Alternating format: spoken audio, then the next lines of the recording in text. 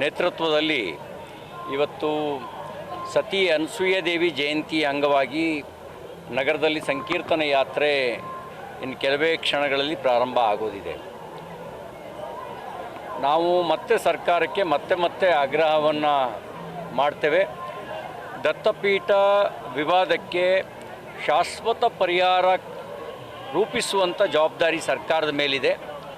ಹಾಲಿ ನ್ಯಾಯಾಧೀಶರ ನೇತೃತ್ವದಲ್ಲಿ ಸಮಿತಿಯನ್ನು ರಚನೆ ಮಾಡಿ ಬಾಬಾ ಬುಡನ್ ದರ್ಗಾ ಮತ್ತು ದತ್ತಪೀಠ ಬೇರೆ ಬೇರೆ ಅನ್ನುವಂಥ ನಮ್ಮ ಏನು ನಿರಂತರವಾಗಿ ಹೇಳ್ತಾ ಬಂದಿದ್ದೀವಿ, ಇದ್ರ ಬಗ್ಗೆ ತನಿಖೆ ನಡೆಸಿ ಸತ್ಯದ ಆಧಾರದಲ್ಲಿ, ದಾಖಲೆಗಳ ಆಧಾರದಲ್ಲಿ ಕ್ರಮ ಕೈಗೊಳ್ಳಬೇಕು ಅಂತ ನಾವು ಆಗ್ರಹಿಸ್ತೇವೆ. ನಿನ್ನೆ ಹಿಜಾಬ್ ವಿಚಾರದಲ್ಲಿ